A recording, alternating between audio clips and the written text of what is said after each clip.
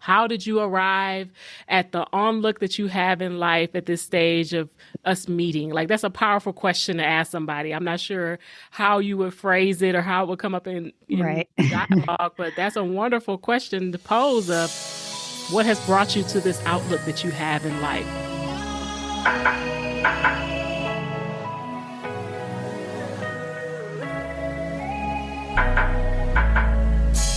You're listening to the Experience Freedom Podcast. I'm your host, Ajene Gaylord, and I endeavor to educate, encourage, and empower women to embrace emotional healing and eradicate the stigma of mental health in the body of Christ. On this episode, Michelle and I continue our community conversation, and we dialogue a little bit more about some components of community and what those 3 plus 1 more C things are. So I just think about how their community can mean different things within different contexts, and then how do we show up in those different contexts and find ourselves unifying or finding unity within those spaces.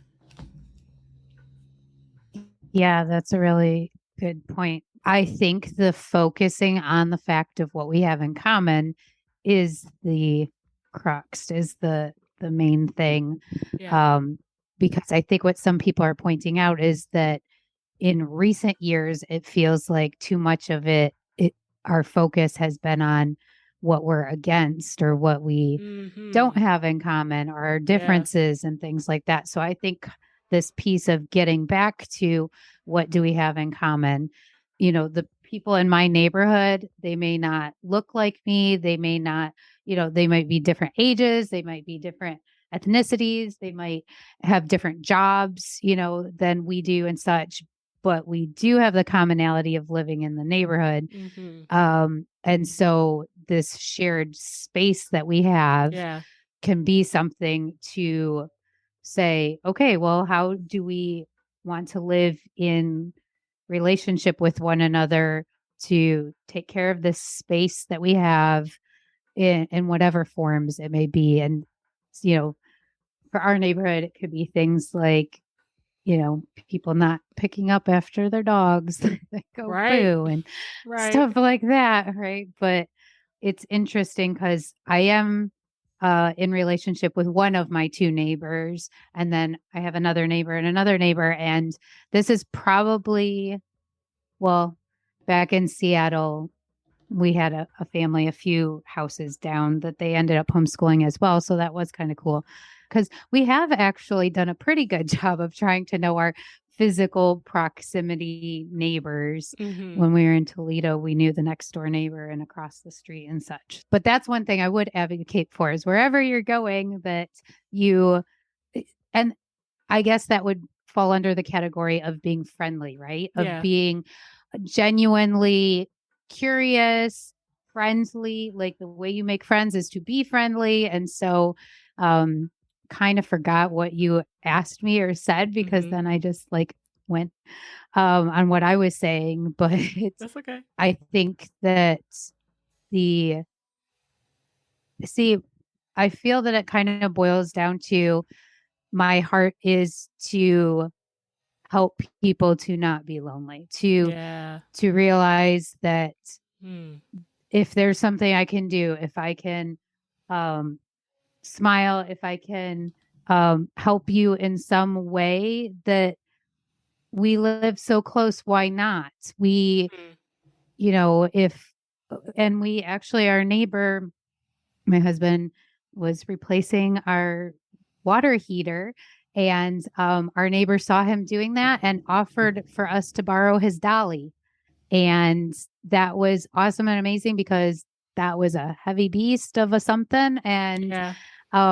it would have been a lot harder of a job without that dolly. Mm-hmm. And so Mm-hmm. that's the little things that I'm talking about. Like if we are so secluded in our own houses and Yeah. like it's all about me, it's all about my family and my building my whatever. And we can close our garages maybe or Like, I just don't even like the feel of seeing my neighbors pull up into their driveway and then pull into their house, and they never had to come outside because their house is connected to the garage. And so, like, I don't even know, do young people live there? Do old people? Are there children? Are there not children? Like, not Mm-hmm. even knowing that just feels so like I'm being shut out from a possibility Mm. of a relationship. Like, Yeah. I know I'm not going to be wonderful friends with everybody, but to at least I wrote down a question that I'm like, I feel like I want to start asking people more often, like, well, even just getting into conversations with people, like asking a question and seeing where that leads, right? Because Yeah. you never know. I mean, that person could be your new best friend and you just don't know it, right? Or but even in conversation, I wrote down, where does your outlook on life come from? Not that I would directly ask that question, but I think if I have that in the back of my mind, like, there is a reason all of that person's life experiences up to that point creates the outlook that they have. And Mm-hmm. so the reason they drive the car they do, or, live in the house they live, or have the job they have, like, it all comes together. And so I just want to be this person who's curious and wants to reach out, make myself available. Just again, that do life together. I'm here for you. You're here for me on whatever little level or larger level. I was thinking about the fact that, when my father passed, um, having friends that, brought meals, that were there to hug me and such, and even a neighbor, to give me a card with a gift card in it, type of thing. To think that there are people in this world that don't have that Mm-hmm. makes my heart so sad. And I'm like, I can't be everybody's neighbor. Yeah. Like, I'm not in that proximity, but even to try to help foster that thought process, that looking outside. I know the mutual friend of ours, she's always thinking of her neighbors and taking them soup if they're sick or things like that. And so, yeah, I think just as we like spur each other on in that, I Mm-hmm. think that it's oh, I kind of got out of that habit, or, I was in this busy season and so I didn't really have as much time to give to that. Um, that's one thing that I will say in the context of this conversation, is that I do not like the fact that I think people often assume too much about people and their level Mm. of busyness. I have 5 children, so I think people think, oh my gosh, she's got to, have something scheduled every single nook and cranny. She doesn't have time for anything, but because people are important to me, I create space and time. I can put you on my calendar if I have to, but to make time to cultivate, to have the conversations, to have that somebody, to build the trust. I think that was another thing that the book kind of got into, is the level of needing to be able to trust each other. Yeah, there's a lot he says. I was just kind of like scratching the surface of a little bit, and I'm going to continue to chew on what he's saying. And my hope is that the ideas in the book don't just stay as nice little ideas, but Mm-hmm. that it's like, okay, I understand why this is an issue, and what can we practically do to help with this problem. Yeah, I like the practical sense of what you're sharing because as you were talking about it, I thought about just how we define community as in common. But I think there are some factors or ingredients that go along with that. And you kind of said them as you were talking. The first was curiosity. Because we can focus a lot on what divides us or how we are different. And especially in the last few years of just even the medical, social, political, racial tensions that have been rising, the attitudes are you have to pick a side, you have to be here or Right. there, it's us Right. or them, kind of like the title of this book is excluding yourself from that ability to be curious about somebody else's experience. Just wanting to know and understand, not from a I want to judge your decisions and judge Right. your life, but just even you wondering things about your own physical neighbors of, I wonder, do they have community? Do they have other people in their lives? Do they have relationships that can care if they're in need? Just being curious about who does live near me. What's their life like?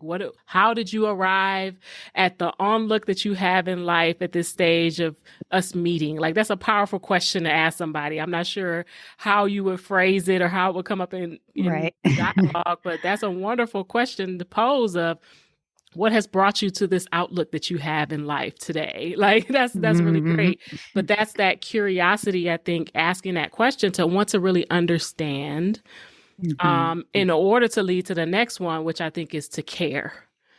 Why do I want to know about who's driving into their garage and closing the door and not even coming outside? Or do they have children? Did they have a parent who passed away? Did they have a loved one? Did they lose their job? Did they have a celebration? Did they just have a child get married? Like, all these things in order to care for them. You mentioned our friend who will take food to a sick neighbor, who will call someone who's in need, who will even deliver these edible arrangements to friends when they feel down. Like, these fruit baskets of beautifully arranged fruits is amazing. And that's about caring for the neighbor, caring for your friend, caring for those relationships. So regardless of the physical proximity, the philosophical proximity, or even the personal proximity to someone else, do you care enough about what it is that they're going through? And is it a relational, meaning there is a reciprocal nature to how you connect with one another? And it isn't all about you. I think you said that too, where some of it has a lot to do with just me, I. This is just about my experiences. It's not about anyone else. I think about generations before us lived differently than we live today. Most of us in our own homes, it's us and our partner, spouse, children. That's it. Whereas in generations past, it was multi-generations living in one household, sometimes out of necessity. But then there are immigrants and migrants who come to this country who do exactly that. They don't come here and then everybody splits up and goes into their own home. They actually have multiple generations all living in one home. And that's a cultural way in which they connect that's more embedded in their practices, but I think has a lot to do with that support. You being a young wife and being 3 hours away from your family and then having your first child and feeling disconnected from your family had to be challenging. And then once you got to 5, the idea was like, we got to move back home, right? We have to move back to where our family is and get some support and help because we're looking for the care. We need to be cared for. We want to care for our people. We want to take care of. We want to take care of the relationships, be in connection with each other. And then the last piece I think you really brought to light was to cultivate, that it takes work, it takes trust, it takes doing something. It isn't enough to just desire it. It isn't enough to just recognize that there are things that divide us. It's something about having to actually take action on it. And some of that has to do with risking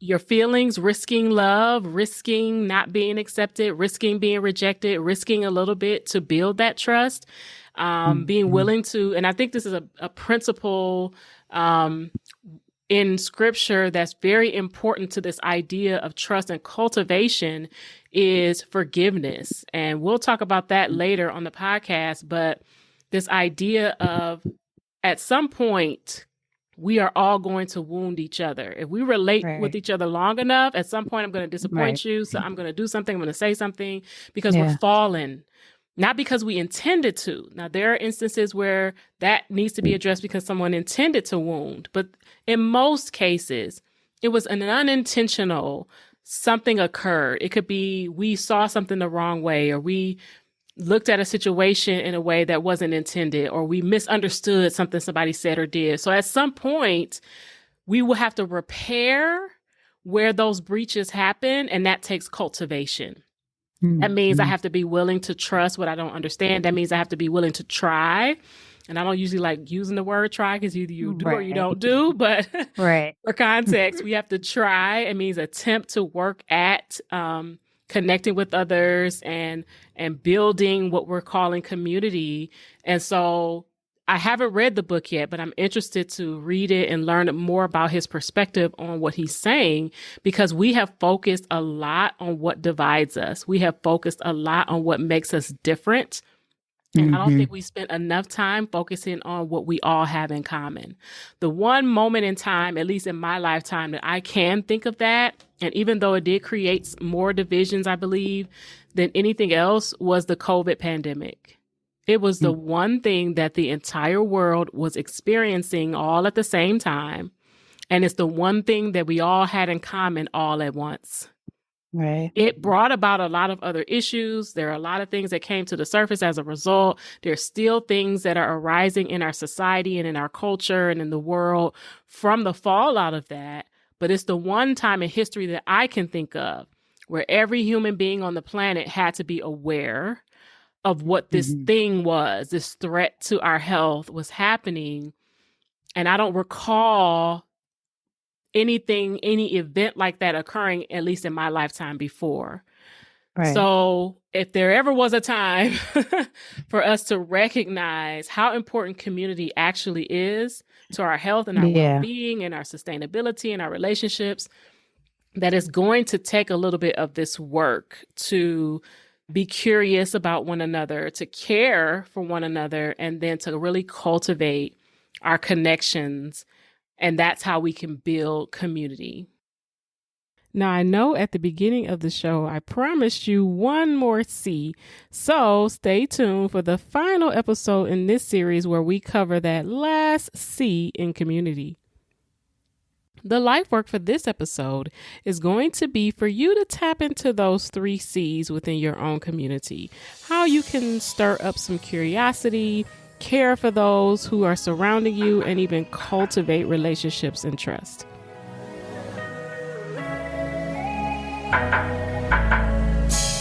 That's it for this episode. If you have been enjoying listening, please consider sharing and subscribing to the podcast. And until next time, remember, you have been set free to live free, so choose freedom.